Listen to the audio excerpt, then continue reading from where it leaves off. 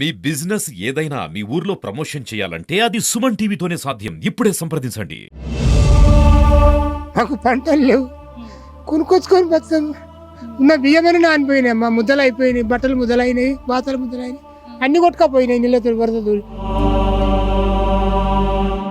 శ్రీరామ్ సాగర్ కట్ట దిగుడుతోటి జనాలకి ఇంత అవస్థ లేని ఒక్కసారి మనం చూద్దాం. ఇది పూర్తిగా అధికారుల నిర్లక్ష్యం మాత్రమే అని నేను చెప్తే, ఎందుకంటే కెనాల్లో వాటర్ వదిలేటప్పుడు అసలు ఇక్కడ కట్ట స్ట్రెంగ్ ఉందా లేదా అని చెక్ చేసుకోవాల్సిన బాధ్యత ఉంది. సో అన్నిటి దగ్గర వదిలినట్టే ఇక్కడ కూడా వదిలినరే అని అనుకోవచ్చు. కాకపోతే ఇక్కడ ఉండే కాలనీ వాసులు పదే పదే ఫిర్యాదులు చేశారు. కలెక్టర్ దృష్టి వరకు కూడా వీళ్ళకు ఉండే సమస్య తీసుకుపోయారు. అండ్ దాంతోపాటు ఇన్ కేస్ కట్ట దిగితే మా బతుకులు ఆగమైతాయి అని ఎంతోమంది అధికారులకి వాళ్ళ గోడు కూడా చెప్పుకున్నారు. అయినా ఎవరు పట్టించుకోలేదు. కానీ ఈ రోజు మనం చూస్తుంటే ఇల్లు మునిగిన పరిస్థితి.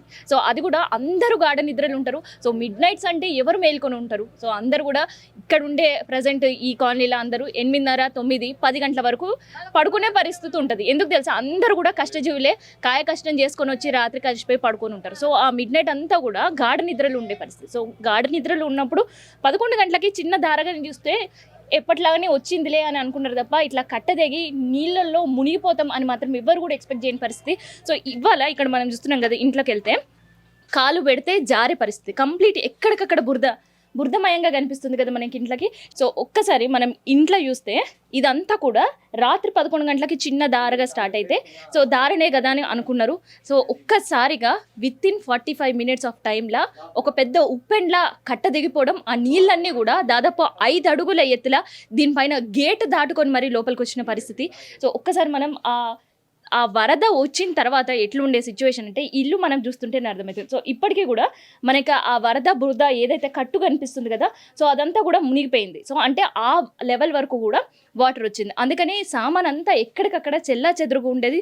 సో ఆ సామాన్ అంతా కూడా తీసి పెట్టుకునే ప్రయత్నం వీళ్ళు చేసారు. అండ్ ఇక్కడ మనం చూస్తుంటే ఇగో ఈ బీర్వో కట్టుకు మనకు కనిపిస్తుంది, ఇక్కడ బురద కట్టు మనకి ఏదైతే కనిపిస్తుందో అంటే ఆ లెవెల్ వరకు ఇంట్లో వరకు నీళ్ళు వచ్చేసినాయి. అండ్ ఇక్కడ కింద ఉండే సామాన్ అంతా కూడా బయటకు కొట్టుకుపోతుంది. సో కొట్టుకుపోయేటప్పుడు వాళ్ళన్నీ వాటిని తీసి పక్కన పెట్టుకునే పరిస్థితి. అందుకని కింద సామాన్ అంతా కూడా పైకి ఎత్తి పెట్టుకున్నారు. అండ్ ఒక్కసారి మనం ఇంటి బయట చూస్తే ఇసుక దిబ్బలు మనకు కనిపిస్తున్నాయి. అండ్ ఈ ప్రవాహం ఇట్లా కొట్టుకుపోవడం స్టార్ట్ అయ్యింది అంటే మనం చూస్తున్నాం కదా, వెహికల్స్ అంతా కూడా నీళ్ళల్లో మునిగిపోయినాయి అండ్ కొట్టుకుపోయినాయి. సో కొట్టుకుపోయిన వెహికల్స్ని వాళ్ళంతా తెచ్చి క్లీన్ చేసుకుంటున్నారు. సో ఇంకొక ఇంట్లోకి మనం వెళ్ళే ప్రయత్నం అయితే చేద్దాం. సో ఇక్కడైతే ఇంకా కూడా ఇసుక, సో ఇక్కడ కంప్లీట్గా కూడా మనకి ఇసుక కనిపిస్తుంది. ఒక్క అడుగు వరకు కూడా కంప్లీట్ కాలు లోపలికి పెడితే లోపలికి వెళ్ళిపోతుంది, అంతవరకు కూడా మనకి ఇసుకనే కనిపిస్తుంది. ఇక్కడ ఉండే సామాన్ అంతా కూడా అంటే ఒకసారి మనం ఈ చైర్ లెవెల్ చూస్తుంటే ఇగో ఇదంతా కూడా మునిగిపోయింది. సో ఈ చైర్ పైన ఇంకా కూడా ఆ మట్టి మరకలన్నీ కూడా కనిపిస్తున్నాయి. ఇగో ఈ లెవెల్ వరకు కూడా వాటర్. ఇంకా మనం విండో దగ్గర చూస్తుంటే విండోలో కూడా ఇంకా మనకి ఆ నీళ్ళ కట్టు అనేది మనకు కనిపిస్తుంది. సో ఇక్కడ వరకు ఈ లెవెల్ వరకు అంతా కూడా వాటర్ అంతా వచ్చింది. సో ఇక్కడ ఉండే ఫ్రిడ్జ్ కొట్టుకోబోతుంటే తీసి దీని పైన పెట్టి కొంత సేఫ్ చేసుకునే ప్రయత్నం చేశారు. అండ్ ఇదంతా కూడా మునిగిపోతే సామాన్ అంతా కూడా కింద కొట్టుకుపోయే సామాన్ అంతా కూడా తెచ్చి పైన ఏర్పాటు చేసిండ్రు.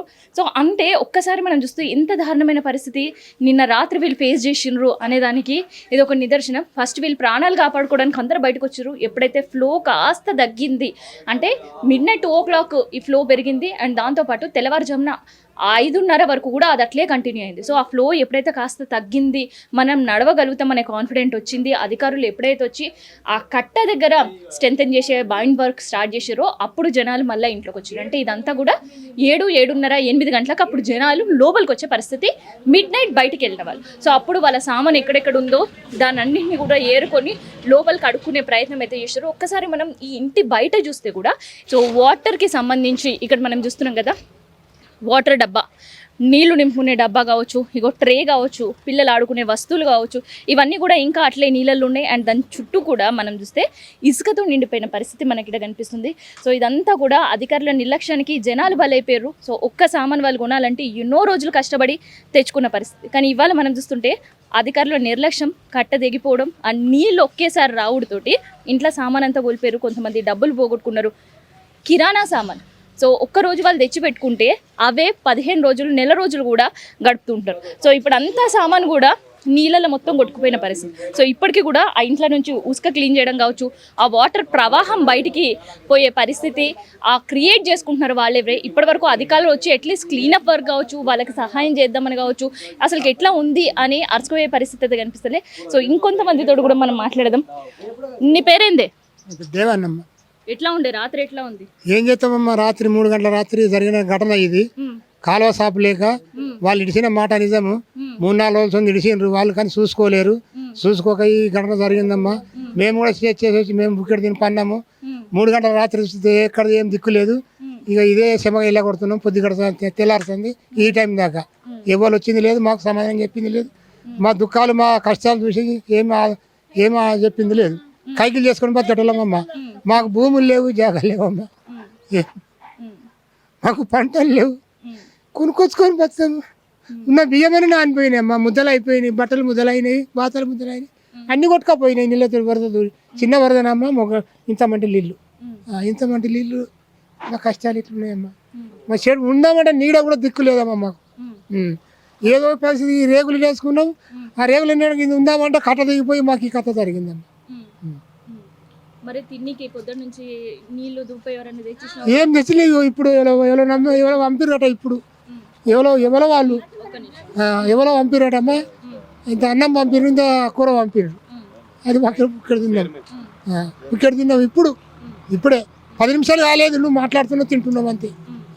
సో మరి సామాన్ ఎట్లా ఉండే? కిరాణా సామాన్ గిట్ల ఏమన్నా అన్ని తెచ్చి పెట్టుకుంటామో ఏమున్నాయి, అన్ని కొట్టుకపోయినాయి, ఏం లేవు. అన్ని కొట్టుకపోయినాయి, అన్ని గగపాలు అయిపోయినాయి. ఏది పడితే ఏది ఆగుతుందమ్మా నీళ్ళకు, ఏది ఆగలేదు. డబ్బాల సొడి కొట్టుకపోయినాయి, డ్రమ్ములు కొట్టుకపోయినాయి, బర్రెలు కొట్టుకపోయినాయి, బర్రెలు వికేసి పక్కకు పెట్టి అన్ని కొట్టుకపోయినాయి అమ్మా. ఏం లేకుండా నీళ్ళ పాలు గంగపాలు అయిపోయి. ఎన్ని రోజుల కష్టం? ఏం చేయాలమ్మా, పొద్దాకపోతే 600, 500 ఎండలో కష్టం చేసుకొని బతకడం. గంగపాలు అయిపోయినాయి అమ్మా. మమ్మల్ని తిక్కు లేదు, ఏం లేదు. ఎప్పుడు జరగలేదమ్మా, ఇదేసారి మొదటిసారి.